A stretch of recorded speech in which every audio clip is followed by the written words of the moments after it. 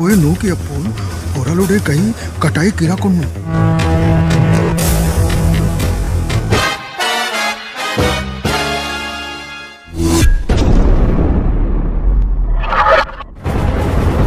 Hello Gelovers, welcome back to my channel Trending Gelo. Kali ini kita akan rangkum alur film India berbahasa Malayalam dengan judul Tirpu. Film yang dirilis tahun 2022 ini disutradarai oleh Ratis Ambat. Adapun pemeran di film ini adalah Prithvirat Sukumaran sebagai Abdul, Hana Reji sebagai Praba, Saiju Kurup sebagai Poti, kakak kandung Prithvirat Sukumaran yaitu Indrajit Sukumaran memerankan karakter polisi kalian, Isa Talwar sebagai Mitili, dan Vijay Babu sebagai Ramkumar. Tirpu berkisah tentang usaha seorang pria bernama Abdul yang ingin menuntut balas atas kematian ayahnya. Masalahnya adalah orang yang dihadapi Abdul adalah pengusaha kaya yang memiliki banyak uang dan juga relasi. Berhasilkah Abdul membalaskan dendamnya ini? Penasaran? Nah Gelovers, makanya simak rangkuman alur film ini tanpa skip biar ketemu magisnya film ini. Dan jangan lupa subscribe agar bisa mendapatkan updatean terbaru film keren India lainnya spesial di channel Trending Gelo. Oke, tanpa banyak basa-basi, kita langsung ke TKP.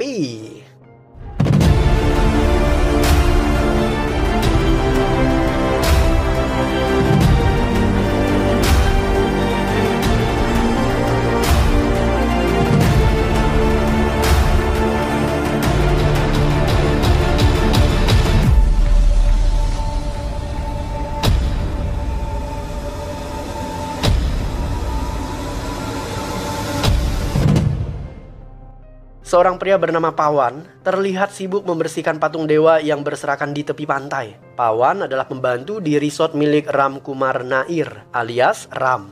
Ram mengawasi Pawan dari kejauhan. Ia datang ke resort itu bersama istrinya yang bernama Mitili. Mereka berdua datang ke tempat itu untuk bertemu dengan teman lama.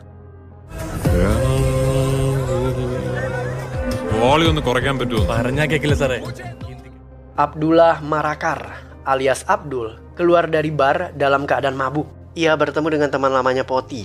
Poti berkendara bersama istrinya Praba. Ia singgah ke sebuah warung untuk membeli sesuatu. Abdul segera menyapa Poti. Dua orang teman lama ini saling bertegur sapa. Dari percakapan mereka, diketahui jika ibu Abdul baru saja meninggal dunia seminggu yang lalu. Sementara Abdul, ia juga baru keluar dari rumah sakit jiwa. Hal itu terjadi karena rumah warisan dan juga tanah milik keluarga Abdul ludes terjual akibat ulah ayahnya. Abdul kemudian meminta nomor HP teman lama mereka yang bernama Ram.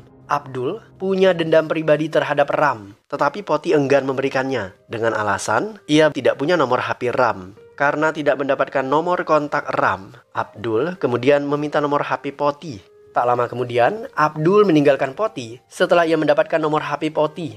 Selama di dalam perjalanan, istri Poti yang bernama Praba penasaran dengan Abdul. Kenapa pria itu mabuk-mabukan di siang bolong? Sikap Abdul kepada Poti juga tidak menunjukkan sikap sebagai seorang teman yang baik. Praba curiga, jangan-jangan Poti sering dibully oleh Abdul dan teman-temannya ketika SD. Praba kemudian meminta Poti untuk menceritakan masa lalunya. Kembali ke masa lalu, tepatnya di tahun 1993. Abdul berasal dari keluarga muslim. Ia punya ayah bernama Basir. Suatu hari, Abdul dan ayahnya pulang dari pasar dengan menaiki sebuah mobil. Ikut bersama mereka adalah Poti, anak seorang pendeta Hindu. Di tengah perjalanan, Tuan Basir bertemu dengan temannya yaitu Tuan Nair. Tuan Nair sedang berjalan kaki bersama anaknya Ram. Basir kemudian memberikan tumpangan. Ketika tiba di rumah, Basir sudah ditunggu oleh pengacara yang bernama Menon. Menon datang ke rumah Basir dengan membawa anaknya yang bernama Kalian. Setibanya di sana, anak-anak itu mulai bermain kriket.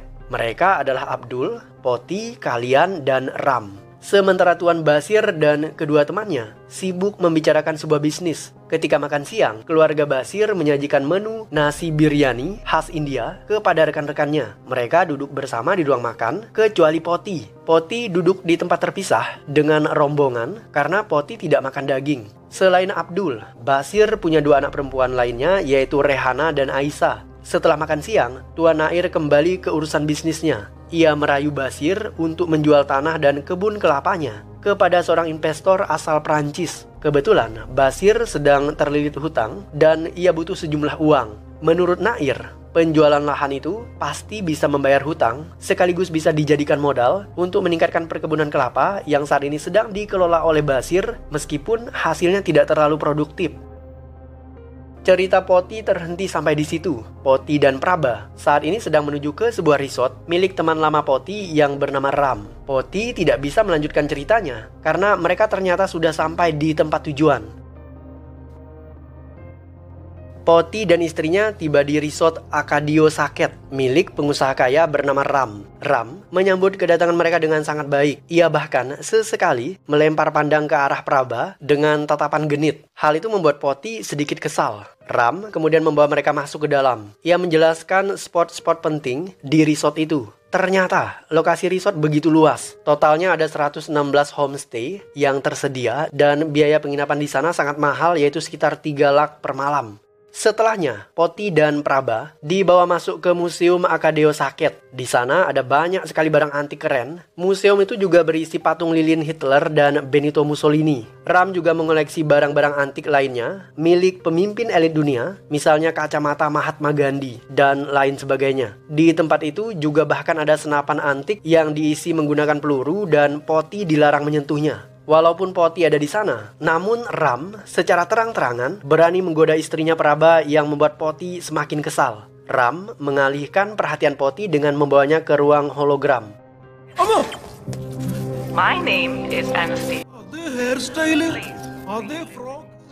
Tujuan kedatangan Praba dan Poti untuk menemui Ram adalah agar mendapatkan suntikan dana. Saat ini, perusahaan Poti bangkrut dan ia butuh biaya untuk membangunnya kembali. Sebagai pria tajir, Ram siap memberikan modal dengan syarat Praba harus menjadi CEO perusahaan itu. Jika Praba menjadi CEO, maka Ram punya kesempatan agar bisa lebih dekat dengan Praba. Tindakan Ram ini membuat istrinya Mithili cemburu. Mithili kemudian menegur suaminya. Tetapi Ram berkata, "Aku ini seorang pengusaha kaya, dan orang kaya punya privilege untuk melakukan apapun, termasuk menggoda istri temannya. Lagi pula, aku juga tidak ikut campur urusanmu ketika kau menghabiskan waktu bersama pria bule di luar negeri." Ucapan Ram membuat Mithili terdiam. Ia sakit hati namun tidak bisa berbuat banyak. Sementara itu, Praba sadar jika Ram menggoda dirinya, namun ia tidak bisa menolak tawaran itu. Mereka benar-benar butuh investor untuk mendanai perusahaannya. Praba berusaha membujuk suaminya. Poti terpaksa menyetujui tawaran kerjasama itu. Setelahnya, ia menangis di dalam toilet meratap nasib hidupnya.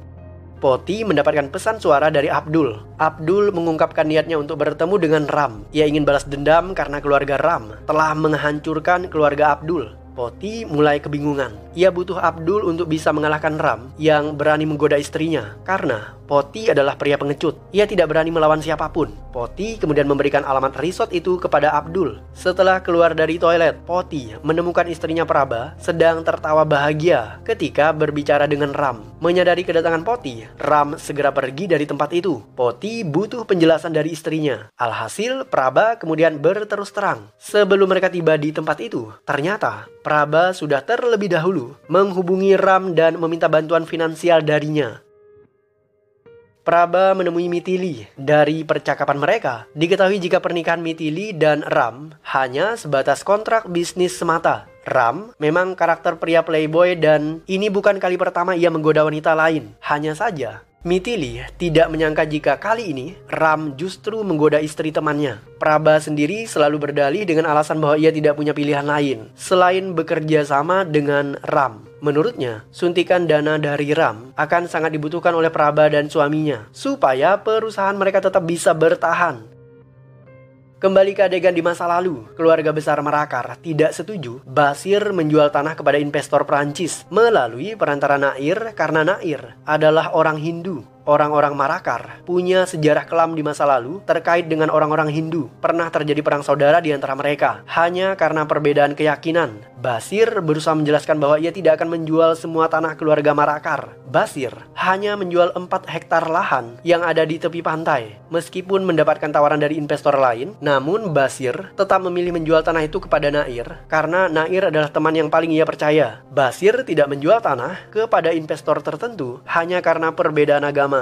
Malam itu Poti berada di rumah keluarga Basir dan ia sedang bermain bersama Abdul temannya. Abdul iseng memberikan baju Arab kepada Poti. Poti yang lugu tidak bisa menolak. Ia kemudian didandani layaknya seorang sheikh. Abdul memamerkan pakaian yang dikenakan Poti. Ia merasa jika itu lucu. Seketika, ayah Poti datang menjemput anaknya. Melihat anaknya didandan seperti itu, ayah Poti tersinggung. Tuan Basir segera memukul Abdul dan ia meminta maaf kepada ayah Poti. Sejak hari itu, ayah Poti melarang anaknya untuk datang lagi ke rumah Abdul. Ram mengajak Poti dan Praba menonton film di ruang keluarga. Ram memilih film dengan aktor favorit Poti, yaitu Rajini Khan. Poti kemudian memilih sebuah adegan dan adegan itu sama persis dengan yang terjadi di dunia nyata. Ayah Abdul ditipu dalam kasus penjualan tanah dan akhirnya ia bunuh diri. Setelah ayah Abdul bunuh diri, keluarga Marakar mulai berantakan. Mereka tidak punya tempat tinggal. Ibu Abdul kemudian sakit-sakitan dan meninggal dunia, sementara dua adiknya dibawa kabur ke Syria. Praba tidak tahan mendengar kisah sedih itu. Ia segera keluar dari ruangan. Sedangkan Ram, ia mengganti channel TV-nya. Mereka kemudian menonton berita. Tampak seorang kepala polisi sedang disorot oleh media. Pemuda itu adalah teman lama mereka yang bernama Kalian, anak pengacara Menon. Menurut Ram, Kalian akan datang ke resort itu untuk reuni. Selama ini, Kalian dan Ram punya hubungan baik. Kalian bahkan dipromosikan menjadi kepala polisi di Kerala, India berkat campur tangan dari Ram. Seketika, mereka kedatangan tamu tidak diundang. Pembantu yang bernama Pawan membukakan pintu dan mempersilahkan tamu itu masuk. Tentu saja setelah mendapatkan izin dari tuannya Ram. Tamu tidak diundang itu adalah Abdul. Abdul kemudian masuk ke dalam dan ia bergerak menuju ke arah taman. Abdul menyaksikan keindahan taman yang ada di resort itu dan ia terpesona. Abdul auto teringat akan masa lalunya. Ayah Abdul bermimpi membangun surga kecil keluarga Marakar di tanah itu, namun kini tanahnya sudah dirampas oleh orang lain. Ayah Abdul kemudian bunuh diri yang membuat Abdul tertekan dan depresi. Ia sempat dimasukkan ke rumah sakit jiwa. Setelah keluar dari sana, Abdul bertemu dengan ibunya yang sedang sakit. Sebelum meninggal dunia, ibu Abdul berpesan supaya anaknya itu mencari adik perempuannya yaitu Aisyah dan Rehana yang menghilang karena diculik. Menurut rumor, mereka berdua dibawa kabur ke Syria. Abdul berusaha menemukan saudarinya, tetapi menurut keterangan warga, kedua adik perempuannya tewas akibat aksi bom bunuh diri. Abdul berdiri tepat di sebuah monumen yang dibangun untuk menghargai pahlawan muslim India pertama yang bernama Kunjali Marakar. Abdul bersembah sujud di hadapan monumen itu. Setelah bersujud, Abdul mengambil botol minuman dan memecahkannya. Sambil berjalan sempoyongan, ia mengancam akan membunuh Ram. Abdul membawa Ram masuk ke dalam resort. Mereka sekarang berada di ruangan yang dipenuhi barang antik. Abdul tertarik dengan minuman keras favorit Presiden Saddam Hussein. Ia mengambil benda itu dan ketika diminum, ternyata minuman itu bukan miras, tetapi teh biasa. Abdul sadar jika barang-barang di tempat itu ternyata palsu. Ram memang seorang penipu ulung, sama seperti ayahnya. Abdul kemudian masuk ke dalam ruangan lainnya. Ia menemukan lukisan tua tentang potret rumah peninggalan keluarga Marakar. Selain itu, Abdul juga menemukan sebuah batu. Batu ini adalah pondasi rumah keluarga Marakar yang dihancurkan oleh investor Prancis menggunakan bahan peledak. Serpihan batu itulah yang melukai kening Abdul. Tidak lama kemudian, Abdul duduk di sofa. Di tangannya terdapat senapan antik yang sudah diisi peluru. Abdul menceritakan pengkhianatan yang dilakukan oleh ayah Ram terhadap keluarganya. Menurut Abdul, semua kemewahan Ram saat ini dibangun di atas darah dan air mata keluarga Abdul. Ingatan Abdul kembali ke masa lalu. Malam itu hujan deras. Investor wanita asal Prancis melakukan negosiasi harga tanah yang ingin dibeli. Singkat cerita, dalam penjualan tanah itu, Tuan Basir buta huruf dan ia tidak bisa baca tulis. Semua surat menyurat dan dokumen penjualan tanah dipercayakan Tuan Basir kepada sahabatnya Nair bersama pengacaranya Menon. Nair dan Menon kemudian menipu Basir. Basir mengira ia menjual 4 hektar tanah, tetapi kenyataannya di dalam surat perjanjian itu ia menjual lahan 4 hektar kepada investor Prancis. Sementara itu semua lahan yang tersisa dialihkan namanya kepada Nair. Setelah membeli tanah beserta rumahnya, investor asal Prancis kemudian berniat menggusur rumah Basir. Setelah melakukan penggusuran, investor Prancis membangun resort dan resort itu dikelola oleh keluarga Nair. Basir sadar jika ia sudah ditipu. Basir tidak terima. Ia segera mendatangi Nair dan pengacara Menon dan berniat memukuli mereka berdua. Tetapi seketika suara azan berkumandang yang segera menyadarkan Basir dari amarahnya.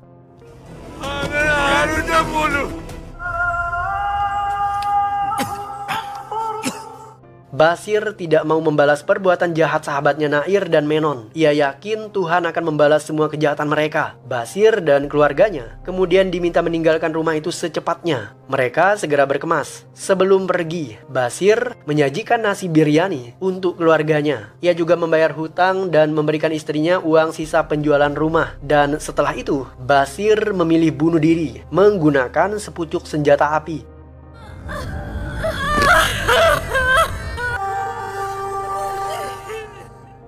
Rumah warisan keluarga Abdul ternyata akan dihancurkan oleh pihak investor. Rumah itu adalah rumah warisan keluarga turun-temurun. Abdul tidak terima. Ia berusaha mencegah tindakan orang-orang, tetapi mereka tidak peduli.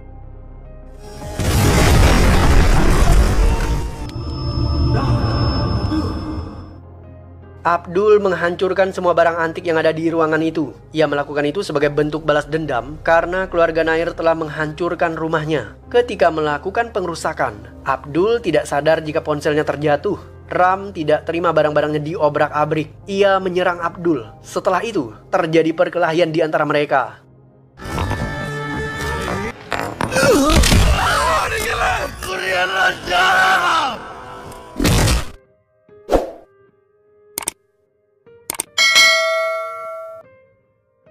Ram berhasil membunuh Abdul menggunakan sebongkah batu. Sebelum tewas, Abdul sempat berkata, "Orang yang tidak berdaya mengalahkan mereka yang berkuasa dengan kematian."